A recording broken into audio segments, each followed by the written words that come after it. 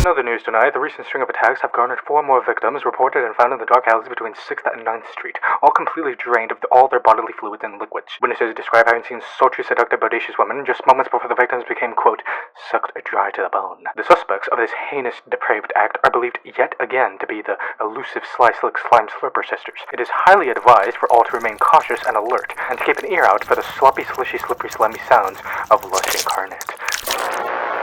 So, you want to smash a slime girl. Get slick and sly, and perhaps even a little spry with a slime. How tantalizing. You are not alone in this proposed endeavor, however. There are loads, heaps, swarms even, of people that would love a goopy, bubbly slime girl of their own, whether it be for companionship or breeding. These slimy beings can be quite deceiving. It is ideal and imperative to understand the absolute unit of a monster girl that these voluptuous, loquacious women are, and just what they are capable of. I, for one, applaud and commend you for being precautious and diligent, and informing yourself of the risks and advantages of smashing a slime girl before getting deep into the sticky, icky putty of romantastical bonding.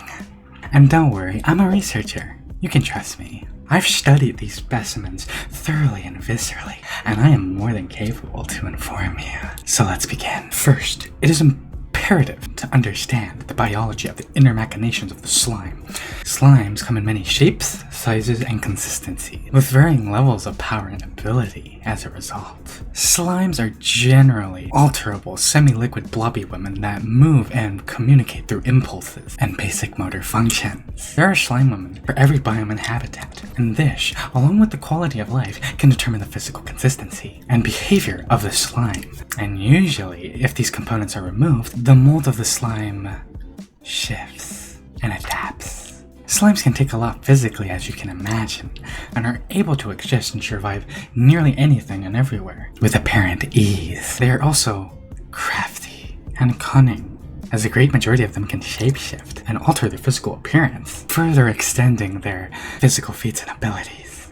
As their bodies are semi-liquid compounds that I've found uniformly and yet imprecisely compromise their genetic sloppy gloopy goo. The body of the slime girl is ever-changing and continuously forming, like an amoeba, and so, due to this, they have nearly endless prowess, stamina, range of motion, charisma, flexibility, dependability, strength, resistance, fortification, and sustainability. They are a powerhouse of a woman, truly a spectacle of a specimen. Now with that food for thought, let's move on to the cons, because they just might make you reconsider.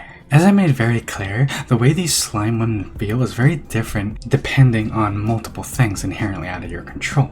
At least from the start. The semi-liquids these slime girls can be include any of the following: oil, sludge, gel, cream, paste, foam, goop, ooze, slop, gelatin, bubbles, gunk, slue, and emulsions of any of 2 things that don't mix to make a goo that apparently suits you. Now, I'm not going to judge you or scorn you if rolling around in oily gelatinous sludge is particularly enthralling and appealing to you, but most would agree it is likely to be an unpleasant sensation. And the amount of work and determination that it's going to take to remove all of the effects and residue left behind not just on your skin, but hair, insides, and potentially clothes is sure to be a recipe for a belligerent headache. Consider it cautiously. That would be my advice. Also, since we're on the topic of insides, you will have to go inside the slime.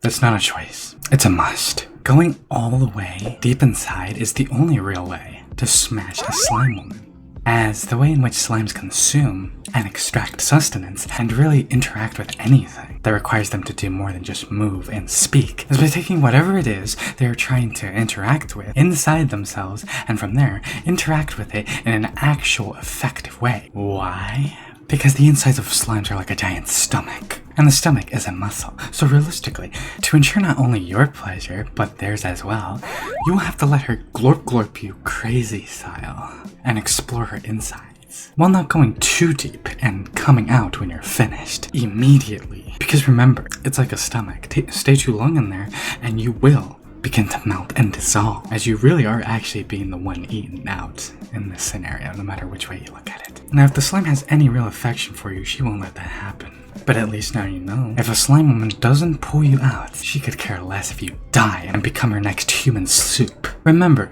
pull out or be chowed. It's also extremely hard to pull out of a slime, what with the whole them being a semi-liquid and you're going to be actively fighting the strenuous pressure from all areas. And as you're pulling out like quicksand, moving could just worsen the effect. Lastly, slimes are simple creatures, typically as they have no brain. They're really easy to please oftentimes. You're not really good at forming deep, super complex conversations, and psychologically intensive communication and interaction.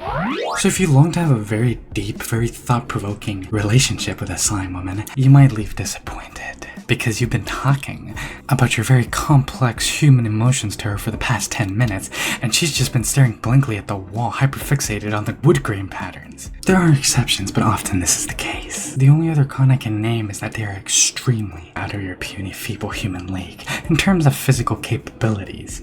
Like, you could be exhausted, but she still has the prowess and stamina to keep going for another 10 hours. They are very hard to keep up with, so if you're insecure about performance, you might want to find someone more easily satisfiable, like a tree girl. And these are the pros and the cons of smashing a slime woman. I hope this turned out informative and will aid you in any slime circumstance you happen to put yourself into. And remember to smash passionately for science. And with that, if you guys enjoyed this video, theoretically if you have watched this far, then you do enjoy my videos, although this one was a little different. Feel free to leave a like, subscribe to become just as crazy, loony, and deranged, and unhinged as I am. And, I'll back to answer another question that not even scientists can answer.